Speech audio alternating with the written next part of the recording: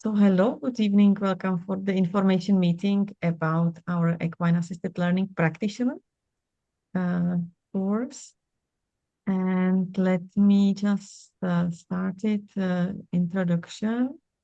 My name is Vera Lantel. I'm Svitani chair and also lecturer of the course for physiotherapists, occupational therapists, and speech therapists. And then our other team is Carlos Hernandez, psychologist, and also educator, special educator, who is actually leading lecturer of this course and creator. Then we have Sana Matila-Rautanian, Finnish physiotherapist. She is bringing her view of more than 35 years experience in this field. Then we have Roberto Perez Verdia, Mexican psychologist, also very much skilled and experienced in this field, in equine assisted learning. And then we have Ninette Duplessis, occupational therapist from the UK and South Africa. Good. So I would like just to start a few words about Svitani, that we are Equine Assisted Service Academy, and we are sharing long-standing experience in equine assisted services with learners internationally. Last time I counted, we already provided education in 39 countries. Practitioner communities spanning many countries and professional backgrounds. Why the course is fully online? Because as we said that we have students, learners from around the world, and this format actually allows to gain education wherever they are. And some also learners, they have difficulties to travel, to get visa, or the tickets are very expensive. So I think this is very achievable. And also because it's online, it's actually opening the multilingual access. So it means that the sessions are fully recorded, so you can rewatch it and with subtitles in your language. And also the text is easy to translate in your language with the automatic translation. These courses also have lifetime access to e-learning platform, and we guarantee that all our learners who complete the course, they also get access to all future updates and revisions. There is no travel or accommodation expenses. We succeed to accredit this course as a level 4, and with OCN, what is UK or London organization, very well known and respected, giving accreditation to courses. So our course is 260 hours, guided learning 210. Carlos will be speaking about it, more details, 10 modules, and it's created for 12 months. There is like e-learning 30 hours, also 2 live webinars, each of them 3 hours. These webinars are mandatory. Then we have one-to-one online lesson, 30 minutes, that is coming, accompanying, submitting a case study. Hands-on e-learning practice, 36 hours. It means that you are required to gain some practice in a center in your country or in another country. We greatly recommend that the practice is gained not in your home center, but another, so it can be like eye-opener for you, and also to gain maybe practice at least in 2 centers. So it can help you to see more stuff, thinking, activate some clinical thinking, and to actually compare horsemanship skills, 45 hours, because you will be requested to submit a dressage test and also video about your ground skill with horses. Then we have self-study time and self-evaluation quizzes and the final online quiz. So this accreditation means that it's recognized level 4 certificate in equine assisted learning, and then you will get the certificate from OCN after the completion of all assignments. Hi everyone, my name is Carlos Hernandez. I'm going to share with you basically, well, the presentation, the overview of the course, and also my part. Then the rest of the team will speak about their parts in the theoretical aspects, and then we go back to the characteristics. So as you can see, we have a structure. We want to share with you tonight these main points. The structure, as Vera said, we have 10 modules. So basically theory, all of it e-learning, you can have access all the time. Then we have the live webinars that are compulsory, as Vera mentioned as well. The hands-on practice and the horsemanship training. We will speak about it a bit further. Then we'll also talk about the mission. What are the characteristics, the requirements to enroll in the course? As you can see, 20 years old, at least secondary education and relevant studies or experience in the equine assisted learning field. I mean, basically in education. And very important, compulsory is the course principle of equine assisted service course. Also, we'll ask you to send a video showing your skills. Again, we will go through these points a bit later, and a quiz, a very easy quiz for those who are already enrolled in the course, in the core principles course. We will also speak about who can apply. So we divide it basically in some groups, some professions. Some of them are, one of the groups is education, social work, mental health, and so on. Obviously coaching and equine professionals. And as far as I heard from your side, you present here, you are within those professions or those backgrounds. Then we'll also speak about assessment involving one case study. We will, as Vera mentioned, we will ask you to send a video riding on a horse, groundwork video as well, the virtual center, and the multiple choice test theoretical part. So this is the theory that we want to share with you. I like to say that the 5 first points are the main core, but not the most important ones. They're very important, but we will discuss a bit later. So the first one, as you can see, we will speak about the foundations and definitions. So basically from where we come, what is the registered history of connection between humans and equines regarding learning. Obviously, this is just an introduction, but it's very important to understand where we are. Then we will speak about the fields of application. As you can see, there are the authors of these chapters underneath, so you will recognize us later. We will speak one by one, as I said before, Roberto, Sana, and Ninette.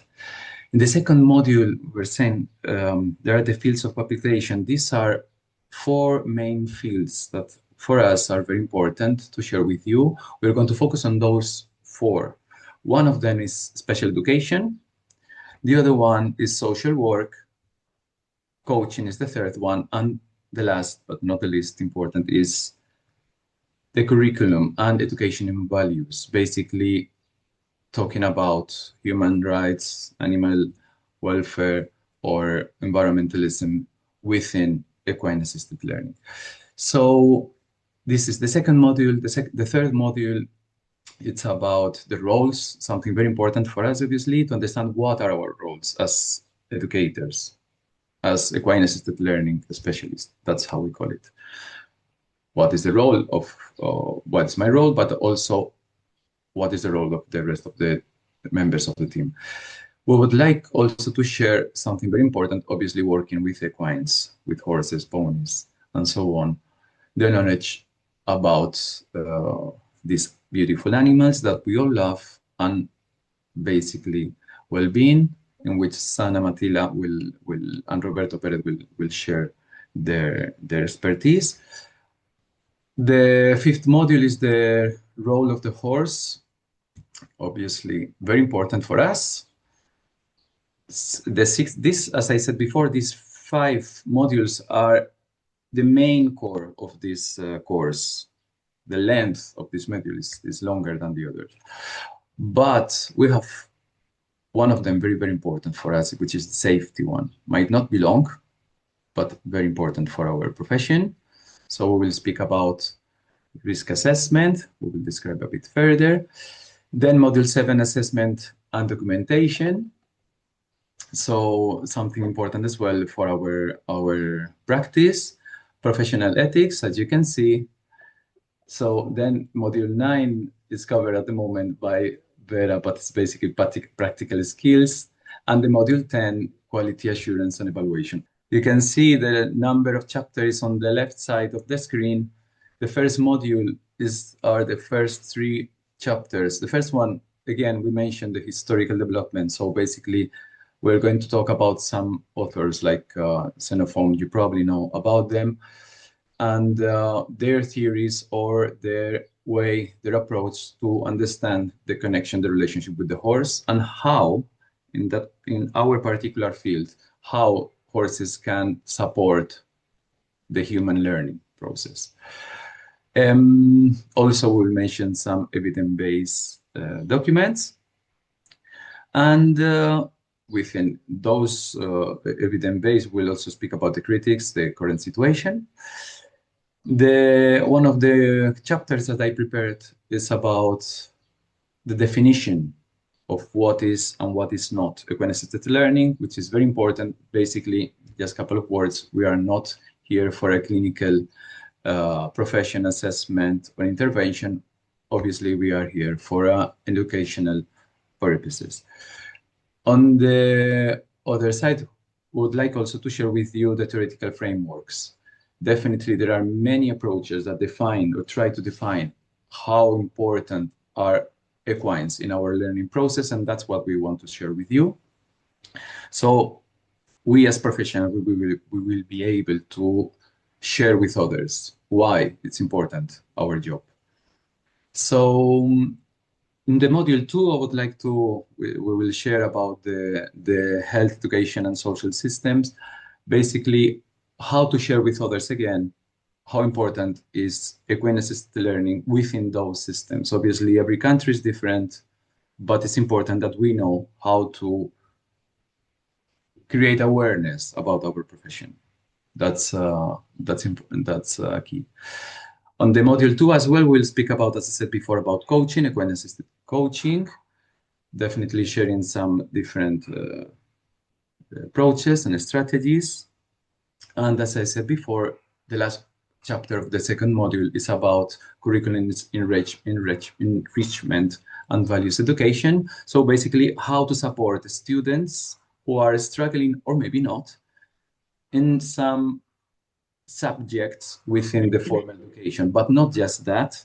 Also, we want to help you as professionals to work on human rights, as I said before, animal welfare, or environmentalism, among others, with the support of our loved animals, our horses. How? We will see that during the course. The module 3, basically, I'm going to go a bit faster in this part. Something very important as well. How do we define what is our role? What is the role of the horse handler? How to communicate with clients, or how to collaborate, how to improve the teamwork within the team with other professionals. So this is, I believe, we all believe that this is very important, obviously, to know where we are, what is our job. Module 6, which is also part of my work, speaks about safety. Definitely, I don't think we need to explain why it's important, but it's one of the priorities, if not the first priority.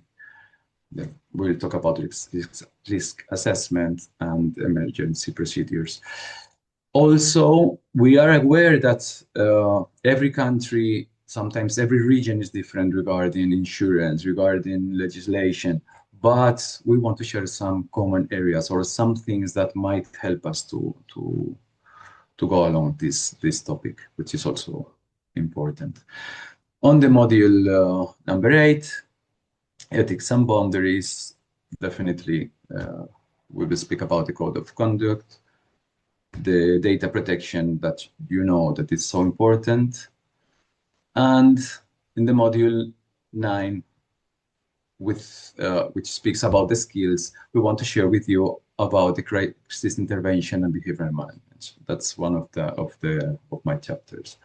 Then closing module 10, would like to make some emphasis about the continuous improvement, how important is to network. This is a topic that I really I love, that I'm really interested, networking with other professionals and practicing together, right? So in the next slide, Roberto will share with you his work, please.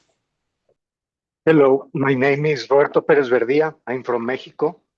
I'm a psychologist and I'm currently working on my doctorate level studies. My main line of research is how the horses affect psychological processes. And what I was trying to do within the design of this course was, we all know that working with horses produces great changes in our clients, in our learners. But sometimes we tend to think that that's enough. And the main goal I had designing all these subjects was trying to focus on explaining how we produce change. Because when we talk about learning, we sometimes focus on techniques or activities that we can see that produces some kind of skill or some kind of change, but we can't explain exactly what happened. So what I'm trying to reach within these subjects is that we gain understanding of each variable we get within a session. We can talk about how learning works. So we try to stick to evidence-based information so we can exactly pinpoint which psychological processes are in the way of letting us get our learner into a certain goal, and how that goes apply to special education, to social work, and other areas that Carlos will talk about. And most of all, how we can depend on the horse to produce these results, because horses are magical. We know that they are marvelous animals that can be very useful in these learning processes, but we can't just make them take the responsibility of each session. So we need to be very clear about what is the facilitator or educator role within a session, what's the role of the horse, and what's the role of the learner. Because every time we step into the arena, we need to have a plan. We can't just let things happen the way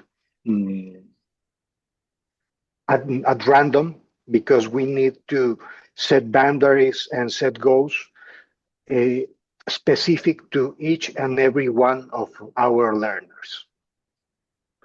So in order to be very clear about what's the horse role, we need to focus on their natural behavior and characteristics. So we need to know more about our horses. I think we all are very experienced with horses. We have all been training them, working with them for years, but still there are certain aspects that we need to focus within ethology or within biomechanics that we can capitalize in order to make our sessions way better. And the way to select them and to utilize properly all of the skills and characteristics the horses have, and how to work with them in different settings. We can work with them on groundwork. We will share with you some of the techniques and the characteristics expected from a groundwork session, as well as mounted sessions, and all the way to the result assessment, because we need to be clear at first when we get our clients to be very clear about what their expectations are, what their characteristics are, so we can be very specific in our designs, so we can make sure that our intervention will be tailor-made for each and every client, and also how to know that our intervention is working. So we need to figure out if we need to change or adapt something into our client's reality. And I am very excited about this project, and I'm looking forward to it. Hello, my name is Sanna Mattila Rautiainen and I'm from Finland. I'm a physical therapist from my background, and I'm just finalizing my doctoral dissertation this summer.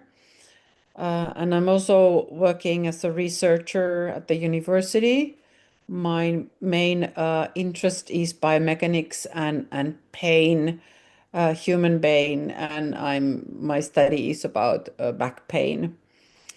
I have been teaching in the Finnish EAT education for over 30 years, and mainly biomechanics and equine training for the therapy.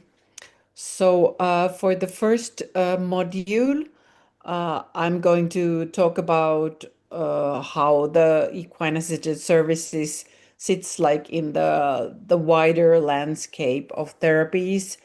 And I'm going to talk about historical development of the field and something about terminology, of which we also have conducted a research.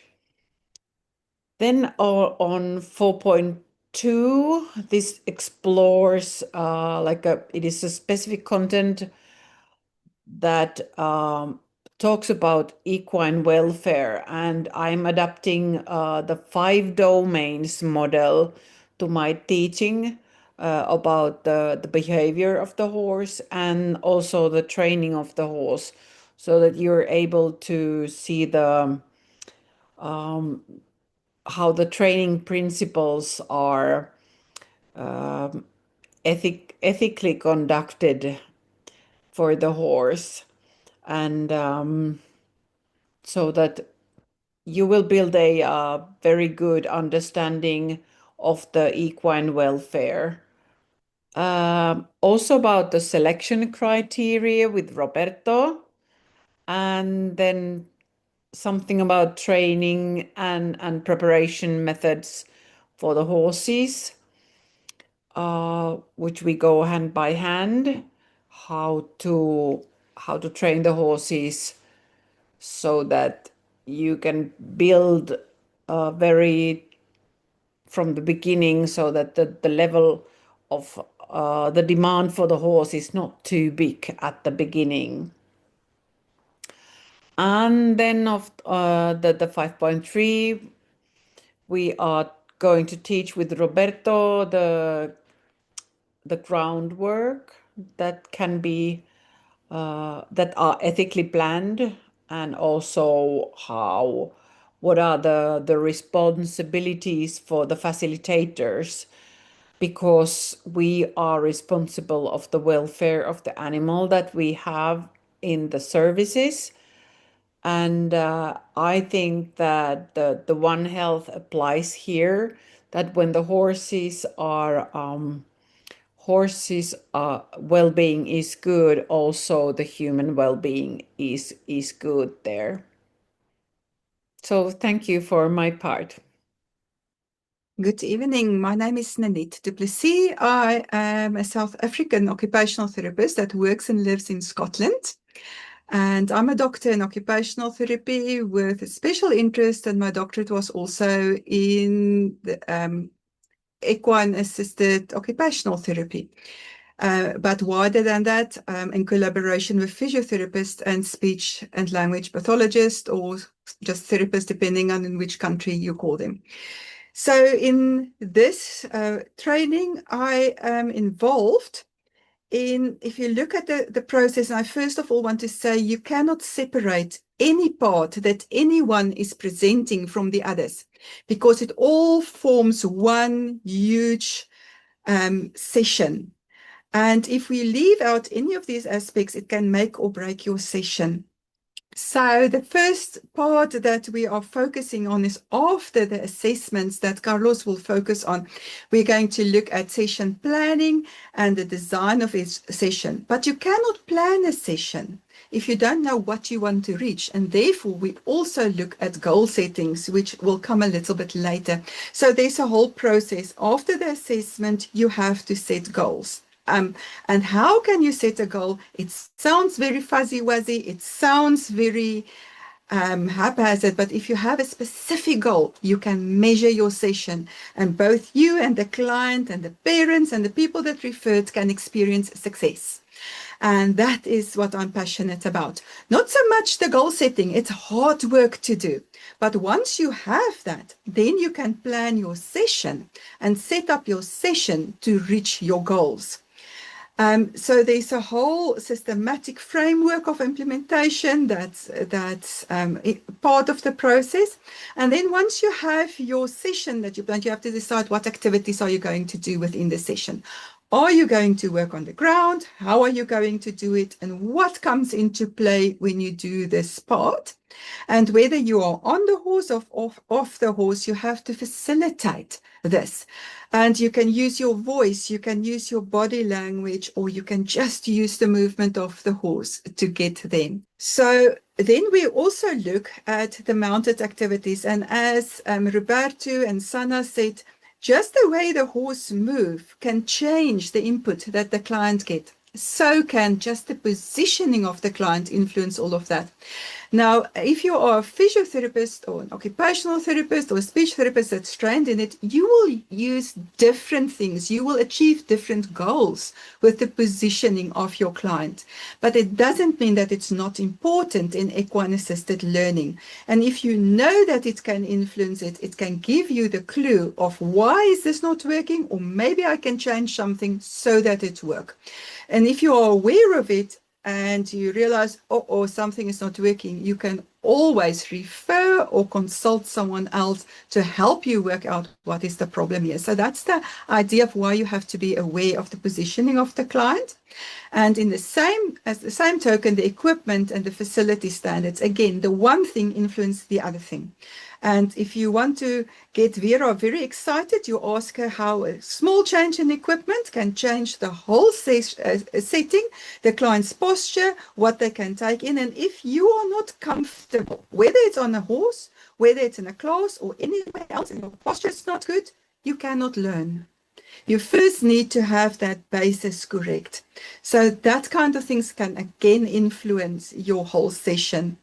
And then after the session, you have to keep records, and it's really tedious. But if you keep good records, you can see where things went wrong. You can see how you can adjust things. And it's also for research as well as for ethical purposes to show what you have done. Very, very important. And even though different countries have got different rules, they all somehow expect of you ethically to keep record of what you've done. And then we also look at report writing, which is slightly different from record keeping, and why that is important. It's not very long chapters and modules, but it's extremely important. And we find it very boring because if we enjoy the movement beside horses, we don't want to sit down and write stuff. But if you do, you will never be sorry that you actually did it. And then after all of that, we have to evaluate what we've done and why we've done it, what worked, what didn't work. And just a small word of caution here. If you didn't reach your goals, you didn't fail. It just means you have to adjust them. But if you didn't have goals and you didn't keep records and you didn't see, you will just carry on doing the same thing that's not working. But as soon as you keep your records, you will see, oh dear, it isn't working. How can I adjust it? Must I change the position? Must I change the horse? Must I change the speed of the horse? Or maybe I should change my equipment. And even though it's not as specialized as within our kind of therapies, it's not less important. And that's my story. Thank you, Ninette. Thank you very much. Well, I realized that I didn't introduce properly myself. Let me just share with you. I have a background in clinical psychology, but also in neuropsychology and education. So obviously a part of the specialization in equine-assisted learning. I come from Spain, but I work in Malta. That's why it's mentioned. Malta and Spain. I have a project of equine-assisted learning within the Ministry of Education of this country. We work in different resource centers, basically on learning, teaching students some skills, and we will speak about it hopefully during the webinars. Let's go through the rest of the presentation. I guess this is an important point for you. How will you learn? So basically, you can read it there, 30 hours of self-paced e-learning. We will have some deadlines, definitely, but you will be able, as we mentioned before, to go through the theory as much as you want. We already mentioned about the quiz. We will have, at the end of every chapter and every module, you will have some self-evaluation quiz. Also, the webinars. So 6 hours of basically shared webinars with the lecturers. We will have what we mentioned at the beginning, the 36 hours of hands-on. That's very important, obviously, for your learning process. And we will be there to support and supervise. Then we will have as well this one-to-one online meeting where we can discuss the case study. Horsemanship, you present in this presentation, you know it very well, how important it is, and we want to insist in the importance by watching and monitoring your practice with the horses, both, as we said, riding, round work, and some skills that we will need to test. These are the professions, backgrounds that we are interested, and I'm sure you are, that participate, that enroll in our course. So let's divide it in these groups. Education, as you can see, definitely special education teachers or educators, counselors, educational psychologists. We said in general teachers, PE teachers, of course, would be very interesting. Then we have the next group, social work and community care. This is also one of the fields that we mentioned before. Social workers, social care practitioners, family mediators. You are all very important here because you will learn the skills to work together with the horse, with the clients, whether it's a pony or a horse, to achieve those goals, educational goals that you need to achieve in your job. Then we go for mental health. Why mental health and psychology? This is an important point. We will go to that later. Definitely, we're talking about educational or psychologists in coaching context, not a clinical context. Counselors, as you can see, nurses and healthcare, always aiming to share knowledge, to to help learners, students to learn different skills. We can speak about emotions, we can speak about self-care skills through the equines. Of course, coaching and organizational development. So here we have human resources, as we said before, leadership, well-being of the workers, and the equine professionals that want to evolve, want to learn more about how to teach better using or in collaboration with these amazing animals. So, of course, riding instructors and coaches. This is a point that I think for all of us is quite important and differentiates our course from the equine assisted therapy course of the Svitani. It's what we can do or what are we aiming with this course. So practitioners, we are going to design these experimental activities, obviously focusing on learning goals. So safety, as we said, is one of our priorities, no doubt about it. Related to coaching mainly, but not just coaching, we want to work or we want to insist in the reflection of our learners. So we might ask them after the intervention, the session, what did they learn? This is one aspect that obviously is within our scope of practice, and obviously maintaining these ethical and professional standards. What we are not going to do, obviously, is diagnose any mental or physical conditions. We are not going to treat any psychological or medical disorders, or definitely replace any therapist, definitely not prescribe any interventions for clinical conditions, and of course, as we said, work within the equine-assisted learning scope. So requirements, what are we going to ask you in case you want to enroll? Of course, we want you to enroll. Something very important is obviously secondary education, as we said before, at least 20 years old, and be part of one of those backgrounds or education that we mentioned in the previous slide. Documents, we will ask you copies of your diplomas or certificates. As we said before, the core principles of equine assisted service course certificate of Svitani. The quiz, online quiz that, as I said before, it's going to be very easy for you if you did this course, the principal core, and the payment of the administration fee. We will ask you also the horsemanship video. These, for you present here, are going to be very easy task. Put in the halter, train the safety knot, brushing the equine. Okay, these are basic things that we want to be sure that you are able to do before you enroll in this equine assisted learning course. So, assessment. Here it comes. We will have one case study.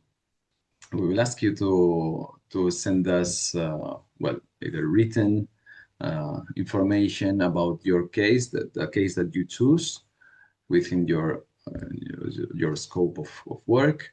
We'll ask you a video. So riding, as we said, and walking.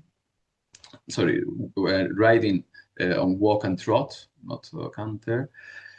We will also ask you this groundwork video, which is also definitely very important for our safety, but also well-being of our animals, and the virtual center project with the final online exam. Competencies. We want you to be able to plan and facilitate equine-assisted learning sessions, of course, create these safe, structured, engaging learning experiences. We want you to apply professional communication and facilitation skills, support confidence, teamwork, and personal development, understand equine behavior, handling, and welfare needs, as Roberto and Sana mentioned before, select the suitable equines environment for the sessions, adapt activities for individual and groups needs, apply the safe wording, boundaries and risk awareness, review progress, and evaluate the learning outcomes, as Ninette mentioned before, which is also very important, and build professional confidence for the practice of our work, of our job in equine assisted learning. The journey through the course.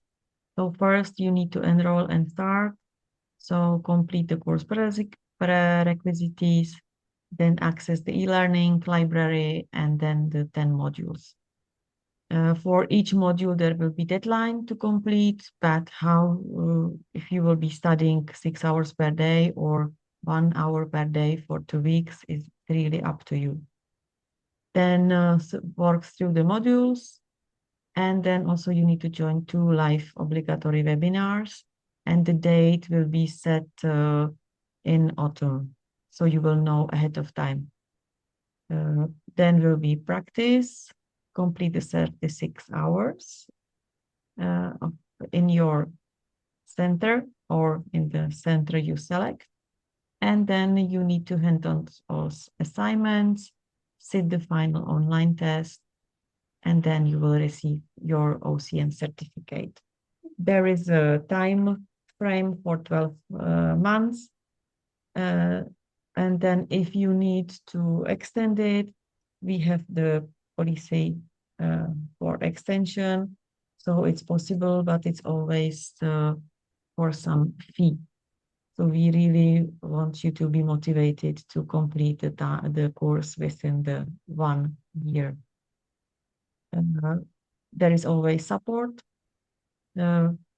You can send emails. You will be answered. Then we always create a learners dedicated WhatsApp group, so you can be connected with your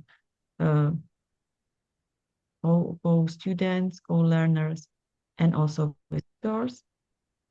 Then this with the live webinars. So again, you can see your colleague, and you can be in touch with your tutors. And then we have this online meeting one and group calls whenever there is needed. So apply. First, you need to complete the principles of equine assisted services, and to register and complete the registration and pay the 200 administration. Submit all documents and tasks by 15th of November. And when it's done, you will get the final receipt to the course fee. We can divide the course fee into payments, installments, in case is needed.